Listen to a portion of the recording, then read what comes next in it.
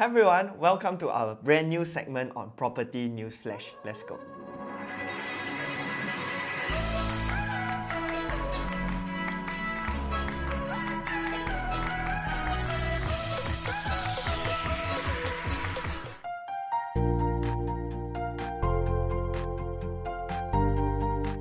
We are starting this all-new Property News Flash segment to get the news to you faster.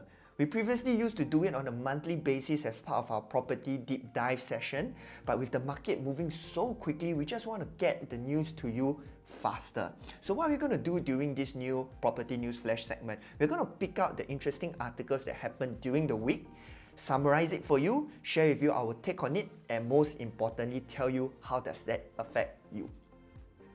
Let's take a look. So in the first article that I picked out, it talks about the survey results done by NUS of senior real estate executives. So what's interesting, some of the interesting points that were raised was that the sentiments from these top real estate executives, right, it fell for the first time in Q2 after 4 consecutive quarters of upward movement. And the main reason for that is the fear of increasing construction costs. Right? What I thought was interesting was if you look at the next point, whereby only 62.5% of them were concerned about possible cooling measures. Their fear is more about the expected increase in construction costs. And after reading this, it sort of gave me a thought. What if the government is intentionally holding back on supply, right? Because new launch supply and new launch results, right? After the launch weekend, immediately the next weekend, the results come out like Pasir Ris 8. At the very next weekend when the news comes out, we can see that there was a unit that was transacted at 2,000 PSF, and then that creates a lot of FOMO in the market.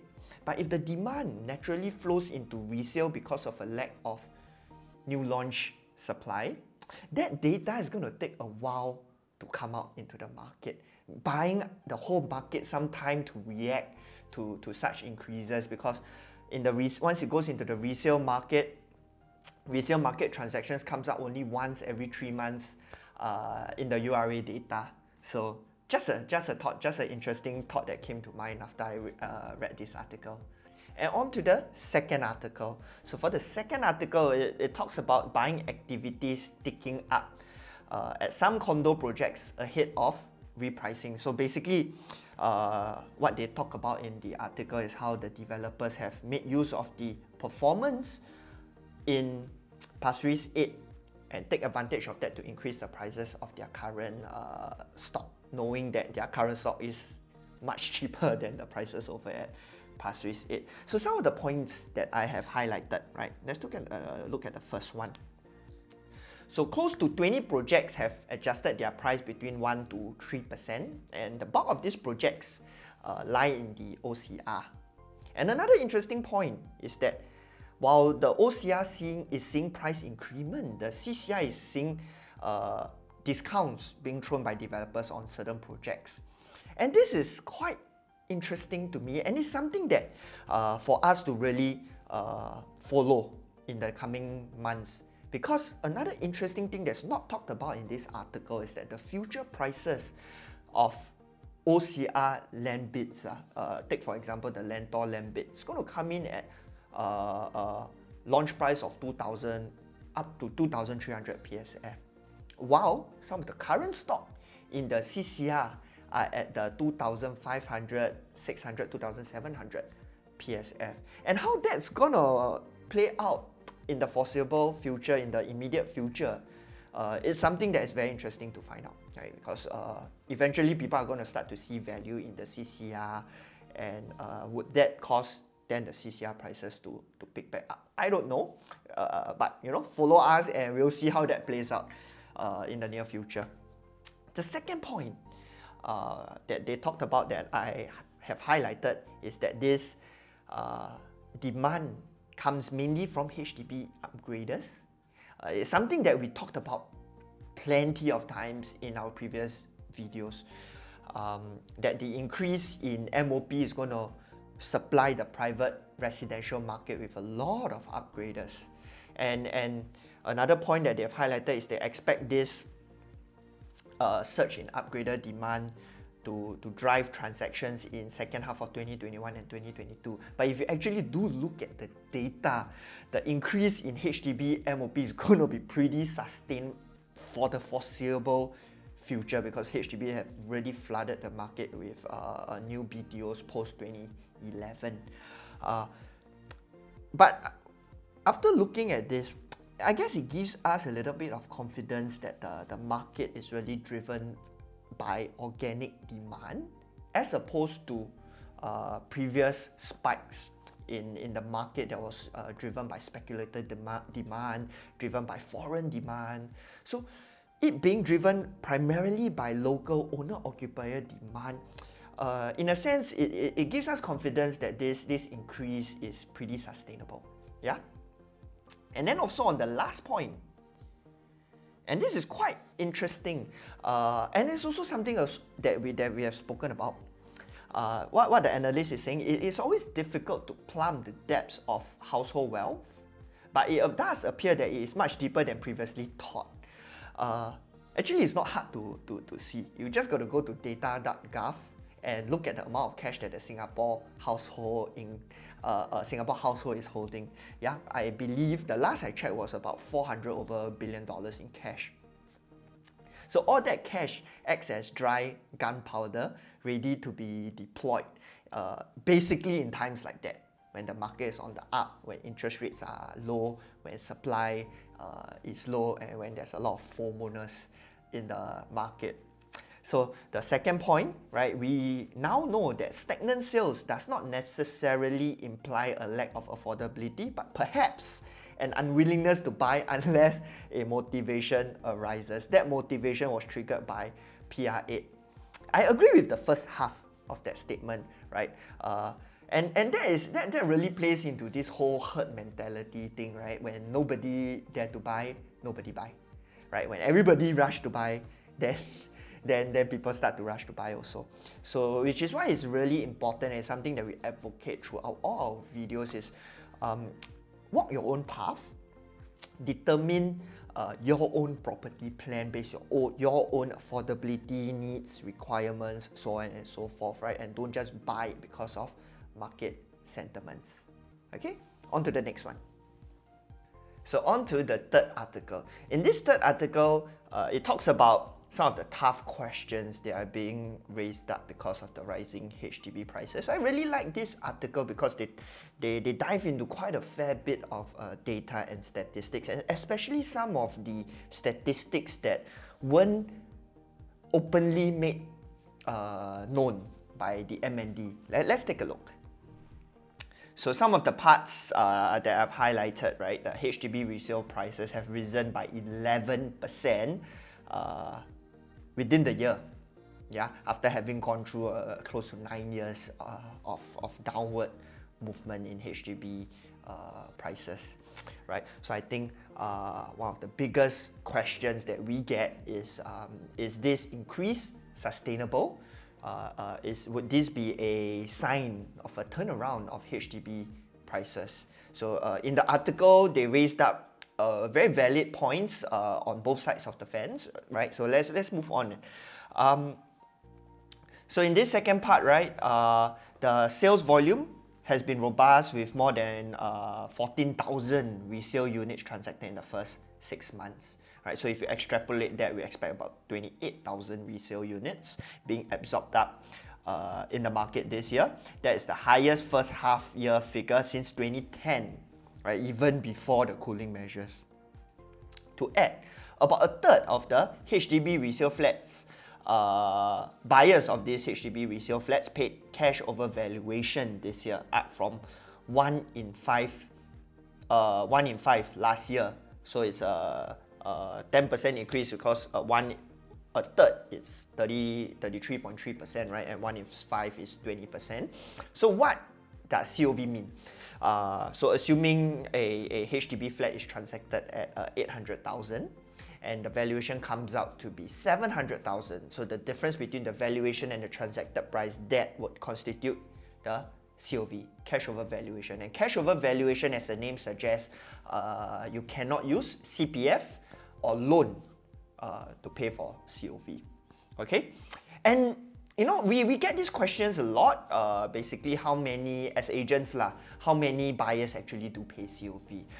So it was pretty rare, right? I must say, pre-COVID. If you look at the 2019 and before lah, pretty rare. But today, what's the number? So MND said that between January 2020 and April 2021, fewer than 1 in 4 resale flat buyers paid above market valuation for their flats, where buyers paid COV, about 60% paid not more than 20,000, and the balance 40% paid more than 20,000. Of course, I think they never share anywhere above it lah, but we have transacted flats with 50, 60, and we have heard stories of even close to 100k valuation in the market. While that's not really the norm, I think based on our sensing on the ground, it's pretty accurate and pretty in line with what HDB have shown, right? And also how much COV buyer is willing to pay also depends on the market, or depends on the location. Yeah? Generally, as we move towards closer to the city center, if there's a high demand and low supply, there will be a higher chance for a seller to fetch a sale price of above valuation. But if you go to an area where the supply is high, we look at the big HDB towns like Sengkang, Punggol, the chances are, while not totally zero, the amount of COV may not be as high as those in the more central locations. Okay, so the next part, we talk about this section on BTO delays, and we agree that this probably is the single biggest factor that is driving up the HDB prices today. Yeah, we look at some of these figures. Some may also opt for the resale market, as securing a choice BTO unit can be difficult. The number of applicants vying for each BTO unit increased from 2.3 in 2017 to 5.8. So that's 2% fighting for 1 unit to today almost 6% fighting for 1 unit. The average application rate for a BTO flat in 2020 was 6.7 times and 4.8 times in mature and non-mature estates. Right? I believe what they mean by average application rate is how many times you got to apply before you get a number. Yeah. So I think this is quite a good figure to pay attention to, right? So we want to take a look at how the market was performing when the number of applicants vying for each unit is at 2.3. So that is, you know, that strips out all these extraordinary circumstances like COVID, construction delays and whatnot. That is at 2.3. So at this 2.3 applications per unit, how were the prices performing? And today at 5.8, how are the prices performing? And what do we expect this application rate to be once COVID is over? Yeah. Okay. So a next point, not totally relevant in my opinion, was the 2000 PSF that was achieved at Pasir Ris 8. Because he didn't really say why, yeah. But of course, since we are on this point, we also wanted to just share that while there's a lot of news being made about the Pasir Ris 8 hitting 2000 PSF, if you really look at the numbers, only 2 units hit 2000 PSF. Then there's a few at 1008, but the bulk of the units were actually transacted at the average PSF of about 1006. Yeah, okay. But perhaps what we can see personally in the market with the effect of rising condo prices and the HDB market is that first-timers are priced out of the private property market, because if you want one for own stay. For example, if you're looking at a 2-bedroom in the Queenstown area, easily you're gonna go above the 1.3, 1.4, and I'm expecting prices to hit 1.5, 1.6 for 99-year 2-bedroom, 700 over square feet soon, as we have seen over here in Pasir Ris. Okay, so with those alternatives being removed by first-time buyers, they are forced to go back to resale HDBs, and a lot of them, when they go into the resale HDB market, they tend to start their search from more central locations because they accept the fact that they can't get a private, they rather go for a HDB. So they usually will tend to try to start from a better location and work their way backwards. Okay, the next point, right, which I thought is a pretty good point. With an aging population, some are selling their private units and buying HDB resale units, thereby freeing up funds for retirement. This group with cash on hand would probably be unfazed by paying COV for a desirable unit. This is probably another effect, right, part of the whole cycle. So private property prices are seeing a spike. So owners might be thinking, hey, maybe this is a good time to cash out.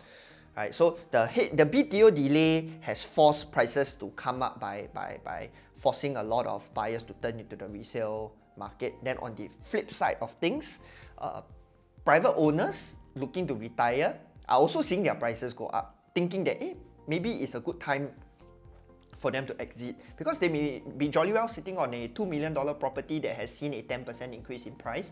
So that is an extra 200,000. Maybe it's a good time to cash out and retire. So they're going to cash that out. They're going to be sitting on easily the full amount in cash because they most likely have already fully paid off their loan. And with that, they have a lot of buying power to come into the resale market. So all fighting for the same pie, for the same type of units in the resale market, which is what is, kind of explains what is happening in the market right now lah. And it's also kind of explaining the increase in the number of people paying COV. So there are people that can afford, and then there's the first timers that have been forced to pay COV to challenge for the desirable units.